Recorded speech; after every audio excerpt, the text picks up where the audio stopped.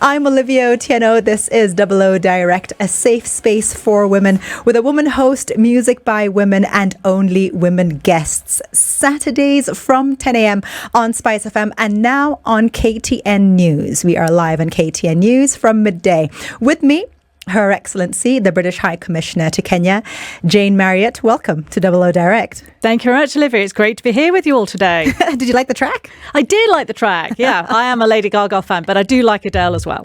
For me, it was Bad Romance. I was like, should I play Bad Romance? Let me go with Born This Way. Yeah. So tell me, who is the UK's first ever woman High Commissioner? Who is Jane Marriott? Oh my goodness, that feels very existential for a Saturday morning. Yes, Olivia. that's how we're going to be. That's exactly. You see, like my gown. Yeah. I'm gonna go your gown is amazing. You look fantastic. I didn't get the gown of like ball gowns for radio and TV. I did not get that memo, but you look great. Who am I? I like to think first and foremost I'm a good friend.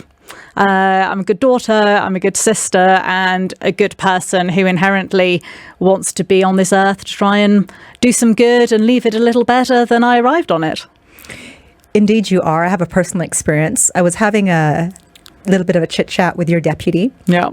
And it was just us, conversing. And then you came in for a meeting and you said, no, Karen. I was like, what?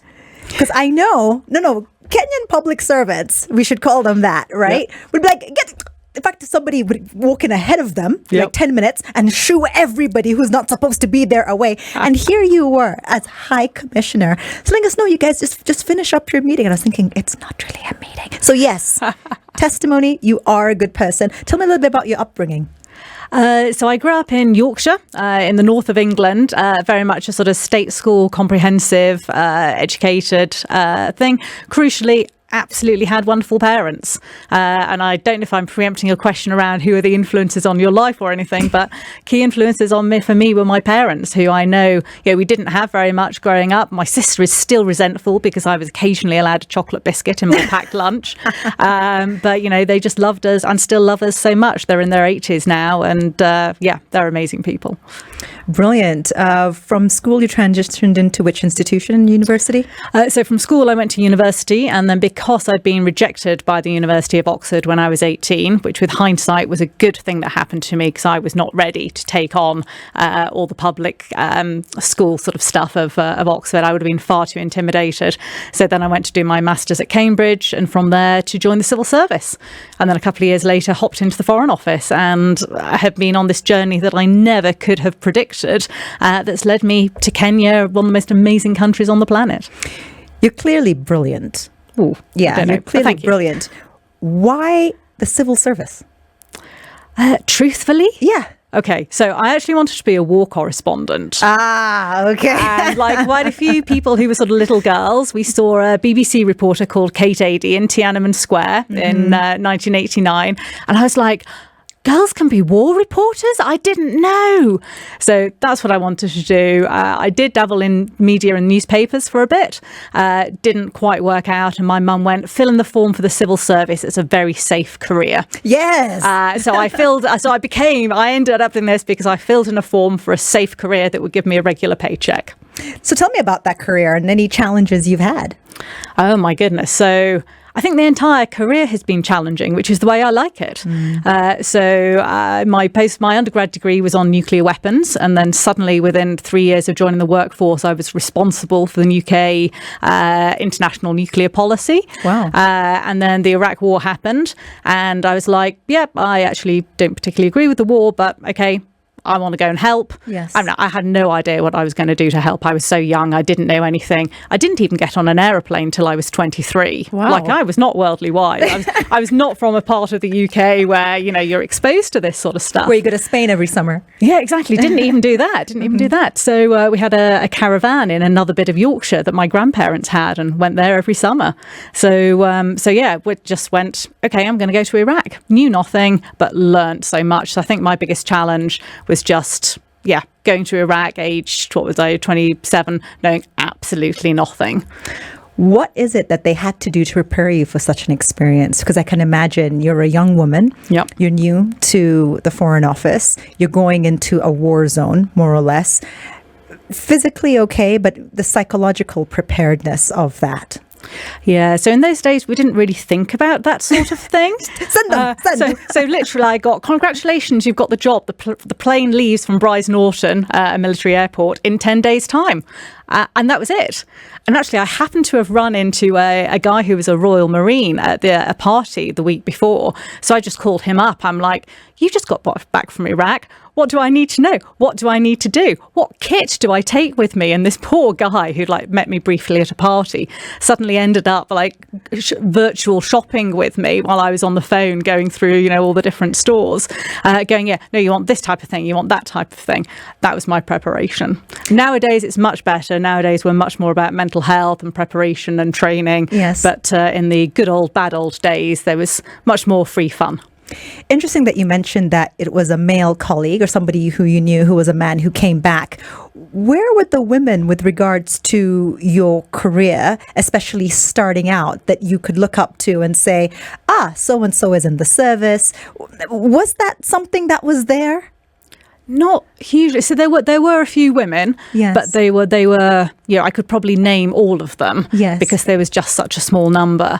And it's quite interesting. So I sort of entered the workforce late 90s, early 2000s, and they were the women who'd had to be more male than men, yes, to get ahead and have a very particular leadership style. But actually, all of them were really encouraging of me, yes, and would kind of find opportunities. Oh, Jane, you can come and write the note for that meeting, which meant that I got into an interesting meeting. And things like that. But yeah, they definitely had a style, and you definitely couldn't be feminine and yes, female. And one of the things I love about, women today is we can be boss girls and look good. Testimony to that. You've mentioned leadership style. How would you define your leadership style? So for a long time, I was a bit too directional. So I grew up in Yorkshire, as I said, where we're very blunt. We talk to everybody. We're very blunt and we're very honest. And then I went to work with the British military and the Italian and American military. And the military style is very directional. Jump. How high, sir? Yes, sir. How high, sir?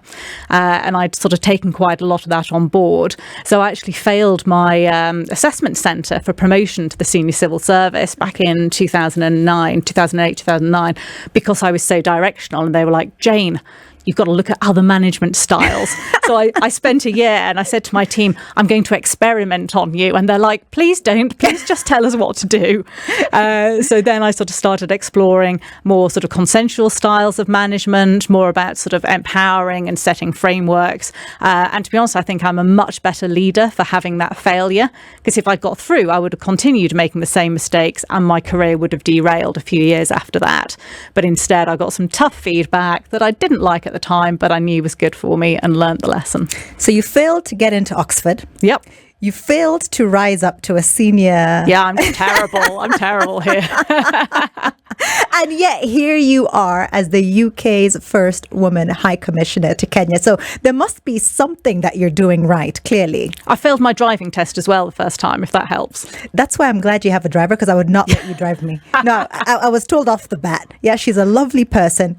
Brilliant, fantastic civil servant, but don't let her behind the wheel. I'm just kidding. Nobody said that. So tell me about some of the pitfalls, because I want to understand, just to backtrack, starting off, of course, with graduating and then going to Iraq. Where have you been posted? Where have you served? So I served in Iraq, and then the office said, oh, brilliant, you're due to finish in Iraq. We've got a great job for you, cutting red tape for the budget in the Treasury. What? So I called up the Ministry of Defence, and they're like, do you want to go to Afghanistan? I'm like, hell yes. So I went to Iraq, Afghanistan, back to Iraq, a bit of time in London. And then I was like, okay, I need to calm down now. I'm getting old. I'm 30. I need to, calm the thing down. Let's go to a nice, quiet, safe posting where nothing too exciting happens. So I went to Washington, but then to Iran, where it wasn't safe and quiet. And then I ended up going to Yemen, and then I came here with stints in London in between. Do you think you've been typecast like some actors are, that you just go to these hardship war zones? It seems, I'm seeing Iran, I'm seeing Iraq, I'm seeing Yemen. Yep. To be honest, that's one of the primary reasons I wanted to come here. I'm like, Yes. I want just like a lovely country. Yes. Like a nice, safe country where I don't have to evacuate anybody. Because I'd had to evacuate all of our staff in Iran. I'd had to evacuate all of our staff against terrorist threats twice in Yemen.